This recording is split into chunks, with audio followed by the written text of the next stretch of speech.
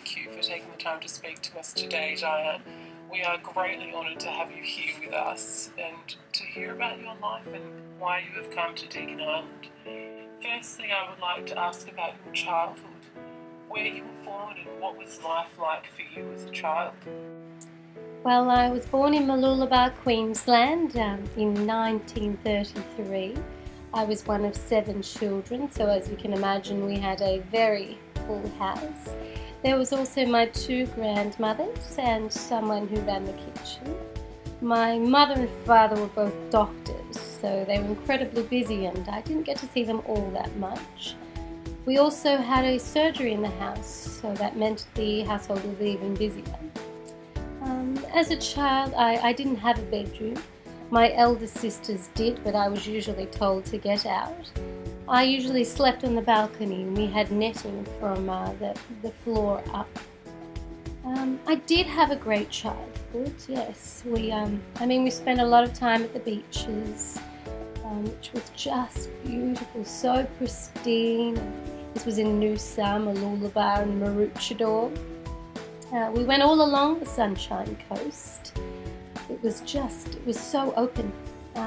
We stayed out all day playing and surfing, running around and just having fun. What was your schooling like? Where did you go to school? I went to Yeronga State School. I was a very rebellious child. I didn't enjoy school. I never paid much attention. I was sent to boarding school to Toowoomba and I did not like this at all. At boarding school you had to wear your name across your chest and your back, and obviously I had a pretty funny name, so it wasn't Brown or Smith or Hughes. So again, I rebelled.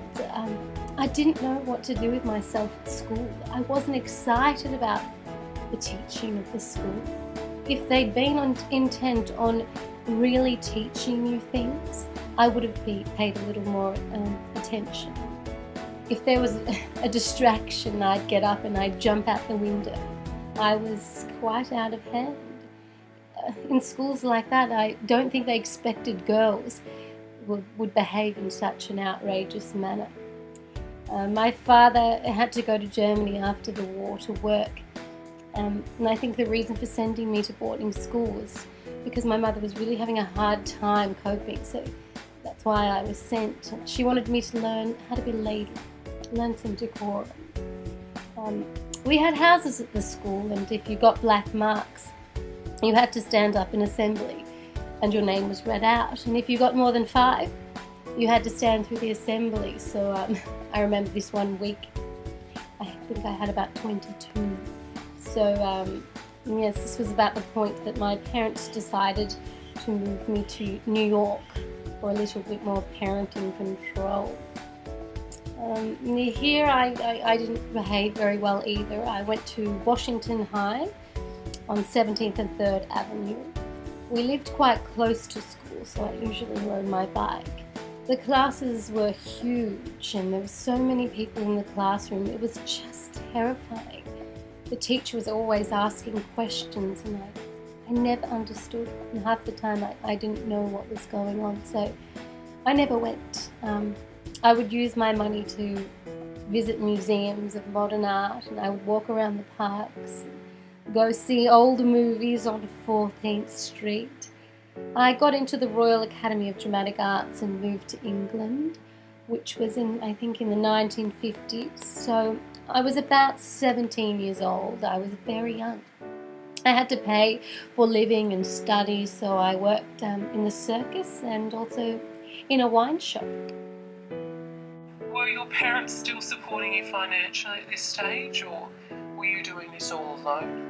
I believe that all academics think that if a child doesn't go to university, they aren't really a serious person at all, and then they're not really quite worthy of paying money for, because they're not doing nothing very worthy. They're just getting through or whatever.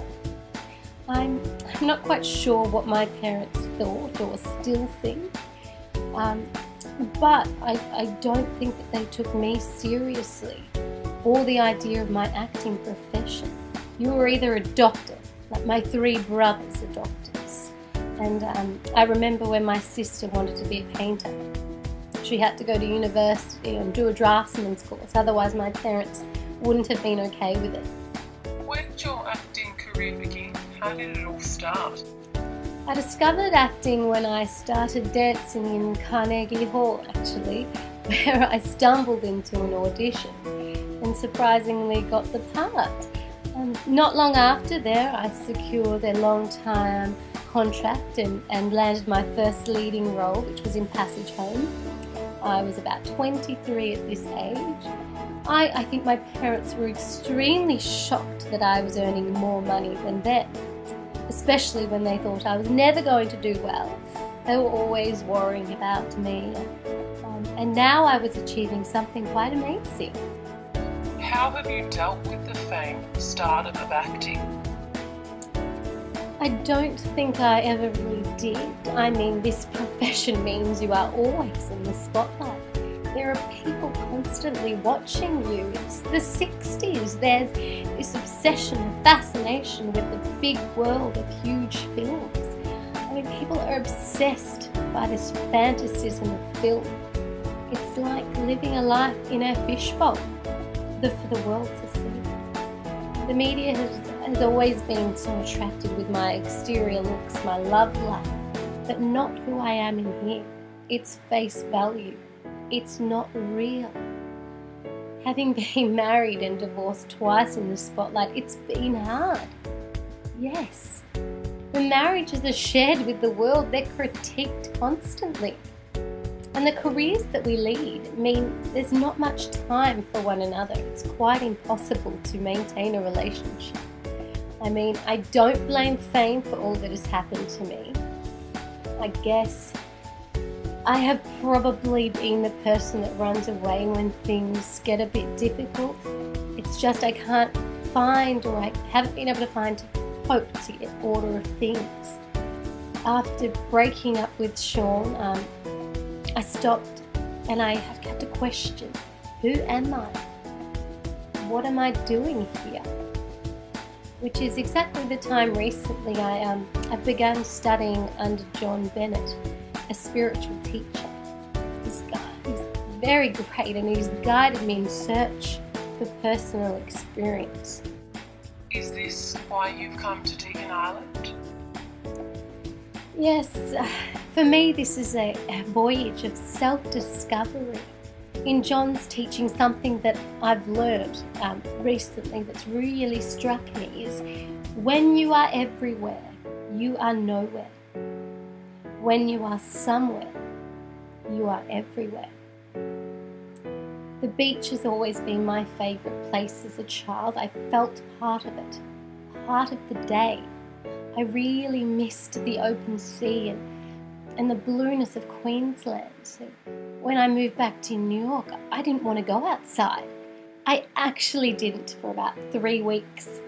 I was completely overwhelmed. It was cold and dirty. Everyone was so bad-tempered. I was walking on concrete all the time, and I missed seeing the sea and being outside. I was missing nature. One of my other favourite places is rainforests. I love them and their exclusiveness. It's where I've always felt safe. It's like there's always enormous treasures to be discovered inside. And when you're in the city, you can't just walk outside and pick a lemon, or sort of get herbs. You have to go to a shop and you have to buy them. What an imposition, You get spoilt in the country. You're just spoilt by the ability to have so much around you that's growing and useful and nice and part of your food. That is one of the reasons I heard of Deakin Island and their lush countryside, and I thought, this is where I need to be. I need to be somewhere in the moment, to be attentive to nature, to me, to who I am. Nature puts up with a lot from humans. I have been back and forth to Australia over the years, and there is little left of what used to be. Luckily enough, there is little left. Everything needs to be exactly the right configuration of mountains and sea and rainfall. Everything has to be just right for it to grow like that. As you would know, with Deakin having such lush forestry, there are little pockets of these magic places in Victoria and Tasmania where the rainforests have been left intact. And when you get there, you know you're there, and that's what I like the best. Deakin Island has been that.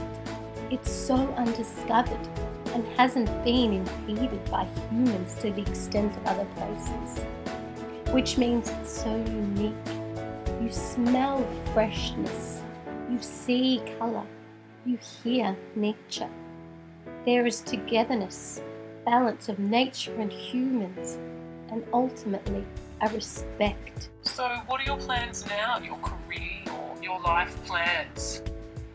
I plan to spend some time deepening my spiritual discovery in Deakin Island. I may return to the acting scene, but not for now. I know there is always that stigma around age and society. You know, that when you age, you lose your beauty, your career is over. How odd. Society is so odd in that way. In other countries, age is respected in a different way. Knowledge is respected in a different way. In this westernized world, when you're young, you don't realize how many things that are sort of allowed because you're attractive physically. And then when you're not so attractive physically, it all slightly changes. And you think, what happened? You realize what happened, you get older. I don't mind that I'm getting older at all, in a way, because I sort of feel as though I'm free. Society has people caged, feeling that they have to apologise for being old, or apologise for being ugly, or not so beautiful, or whatever it is. People play the role that is required of them, and I don't want to anymore. I want to live and live truthfully. Thank you so much, Diane. It's been lovely to hear your story, and all the best for the future.